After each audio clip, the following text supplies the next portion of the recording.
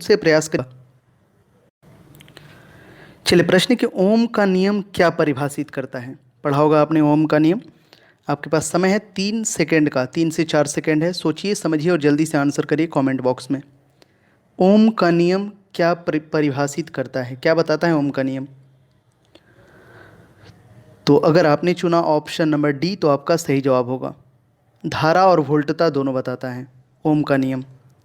ठीक है, आपने पढ़ा होगा भी is directly proportional to I R करके होता है ऐसे। भी is directly proportional to I, यानी कि भी हो जाता है आई आर ऐसे।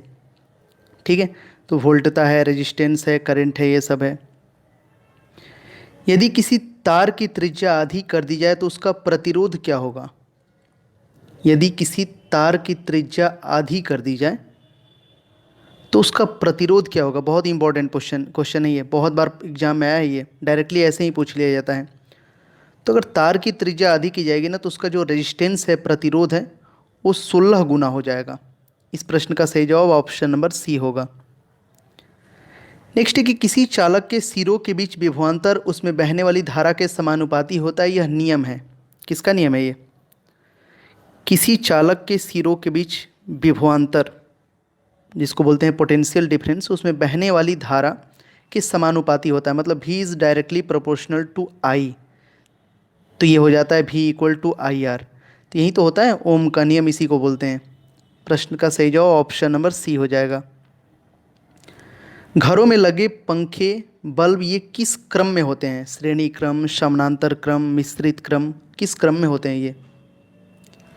तो घर में जो लगे होते हैं ना पंखे, बल्ब, ये सभी के सभी जो है समानांतर क्रम में होते हैं।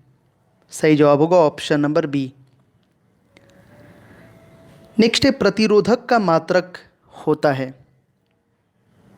प्रतिरोध जो है, प्रतिरोध का मात्रक, तो ये होता है ओम। सही जवाब होगा ऑप्शन नंबर डी।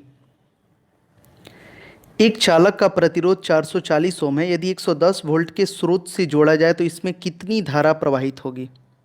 इस प्रश्न का सही जवाब करिए। यदि एक चालक का प्रतिरोध 440 ओम है, इसमें 110 वोल्ट तक के स्रोत से जोड़ा जाए तो इसमें कितनी धारा प्रवाहित होगी। ये फॉर्मूला आपको लगाना पड़ेगा, V equal to I R. ठीक है, तो I इक्वल टू हो जाएगा V अपॉन जो है आर ऐसे करके। तो इस फॉर्मूला का यूज़ करिएगा आप, तो इसका आंसर आ जाएगा 0.25 एम्पियर होगा। नेक्स्ट है किसी परिपथ में एक बिंदु पर मिलने वाली धाराओं का बीजीय योग होता है। एक परिपथ में एक बिंदु पर मिलने वाली धारा ये शून्य होता है। ऑप्शन नंबर बी इस प्रश्न का सही जवाब होगा। नेक्स्ट है आदर्श वोल्ट मीटर की प्रतिरोधकता कितनी होती है। आदर्श वोल्ट मीटर की प्रतिरोधकता तो ये होती है इनफाइनाइट, असीमित होती है आदर्श वोल्ट मीटर की प्रतिरोधकता। विद्युत उपकरण में अर्थ का उपयोग होता है। जो अर्थ होता है ना, अर्थिंग, वो किसके लिए यूज़ करते हैं। तो बेसिकली ये यूज़ किया जाता है सुरक्षा के लिए, अर्थ का यूज किया जाता है। नेक्स्ट है विद्युत जो है फिटिंग्स में एक तार को भू संपर्कित किया जाता है, इसका कारण क्या है। वहीं अभी अर्थ का बेसिकली जो शॉर्ट सर्किट होता है ना, तो धारा जो है भूमि में चली जाती है। यदि लघु पथन हो जाए तो धारा जो है भूमि में चली जाती है, इसीलिए वो यूज करते हैं। ठीक है, ये प्रश्न दो तरीके से भी पूछा जा सकता है। चले आगे बढ़ते हैं अगले प्रश्न की तरफ। प्रत्यवर्ती धारा को दिष्ट धारा में किसके द्वारा बदला जाता है। अल्टरनेटिव करंट होता है और एक डायरेक्ट करंट होता है, तो कैसे चेंज करते हैं उसको। तो ये बदला जाता है रेक्टिफायर के द्वारा। एसी को एसी टू डीसी ट्रांसफ़र करते हैं रेक्टिफायर से। आपस में जुड़ी दो आवेशित वस्तुओं के बीच विद्युत धारा नहीं प्रवाहित है यदि वो हैं, क्या हैं। आपस में जुड़ी दो आवेशित वस्तुओं के बीच हित हैं यदि वे हैं जो है समान, इसका आंसर होगा समान विभव पर। Option number D. Electron current का यूनिट निम्न में से कौन सा है।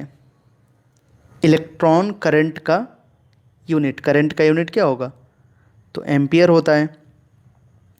नेक्स्ट है, तांबा मुख्य रूप से विद्युत चालन के लिए जो है किया जाता है उपयोग, क्योंकि तो विद्युत प्रतिरोधकता होती है ना, ये कम होती है, इसीलिए यूज़ करते हैं इसका विद्युत चालन के लिए।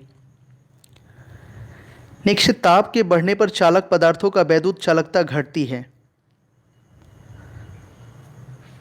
तो विद्युतता बढ़ता है और वैद्युत चालकता घटती है, मतलब इस प्रश्न का आंसर हो जाएगा कि वैद्युत प्रतिरोध जो है बढ़ता है और वैद्युत चालकता घटती है। इसका आंसर ऑप्शन नंबर ए होगा। ठीक है। नेक्स्ट, निम्न में से कौन अर्धचालक नहीं है? दिए गए ऑप्शंस में से कौन अर्धचालक नहीं है, ये पूछ रहा है। तो इसमें अर्धचालक नहीं है, इसका आंसर होगा ऑप्शन नंबर डी, आर्सेनिक जो है ये अर्धचालक नहीं है। अति चालक का लक्षण होता है, अति चालक का लक्षण, तो अति चालक का लक्षण होता है उच्च पारगम्यता। इसका आंसर ऑप्शन नंबर ए होगा। नेक्स्ट है, निम्नलिखित में से कौन सर्वोत्तम विद्युत चालक है? सर्वोत्तम विद्युत चालक इन दिए गए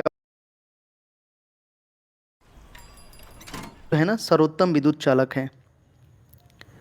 धातुएं विद्युत की सुचालक होती हैं क्योंकि, धातुएं विद्युत की सुचालक होती हैं क्योंकि उनमें मुक्त इलेक्ट्रॉन होते हैं। इसका आंसर ऑप्शन नंबर ए हो जाएगा। नेक्स्ट है, आप कार में जा रहे हैं, यदि आसमान से बिजली गिरने वाली हो तो आप सुरक्षित रहने के लिए क्या करेंगे?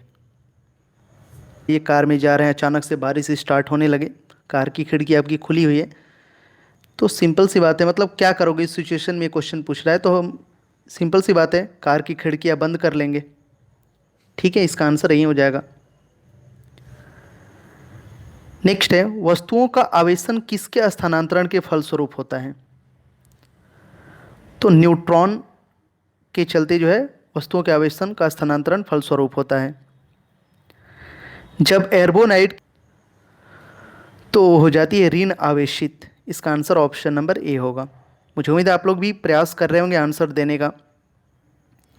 समान आवेशों में होता है, समान आवेशों में होता है, सिंपल है, ये तो विकर्षण होता है, और जो अपोजिट होते हैं वो उसमें आकर्षण होता है। यदि दो विद्युत आवेशों के मध्य दूरी को आधा कर दिया जाए तो उनके मध्य विद्युत बल जो होगा उसका मान क्या होगा? विद्युत आवेशों के मध्य दूरी को आधा कर दिया जाए तो उनके मध्य विद्युत बल का जो मान है ना, वो हो जाएगा चौगुना, 4 गुना हो जाएगा। नेक्स्ट है, दो विद्युत आवेशों के बीच लगने वाले बल से संबंधित हैं। दो विद्युत आवेशों के बीच लगने वाले बल से संबंधित हैं कूलाम का नियम। ऑप्शन नंबर बी इसका आंसर होगा। किसी आवेशित चालक का संपूर्ण आवेश उसके करता है, किसी आवेशित चालक का संपूर्ण आवेश जो है ना उसके बाहरी पृष्ठ पर निर्भर जो है करता है। ठीक है। नेक्स्ट है, जब कांच की छड़ को रेशम से रगड़ा जाता है तो छड़ क्या होता है? तो जब कांच की छड़ को रेशम से रगड़ा जाता है तो वो धन आवेशित हो जाता है। नेक्स्ट है, दो प्राथमिक रंग जो है लाल है और नीला है, अगर इनको मिश्रण कर दे तो सेकेंडरी रंग कौन सा प्राप्त होगा? तो लाल और नीला बनता है मेजेंटा। Option number C. ये प्रश्न बहुत बार एग्जाम में आ चुका है। ठीक है, चलिए अगला प्रश्न है, कौन सा यंत्र समुद्र से ऊपर की वस्तुओं को देखने के लिए पनडुब्बी में प्रयोग किया जाता है? समुद्र से ऊपर की ओर वस्तुओं को देखने के लिए यूज किया जाता है। तो इस प्रश्न का सही जवाब होगा ऑप्शन नंबर सी, पेरिस्कोप का यूज किया जाता है। और आखिरी प्रश्न है, आखिरी प्रश्न में हमेशा आप लोगों के लिए होमवर्क छोड़ता हूँ, इसका आंसर सभी लोग कमेंट बॉक्स में करिएगा, A to Z लोग क्वेश्चंस ध्यान से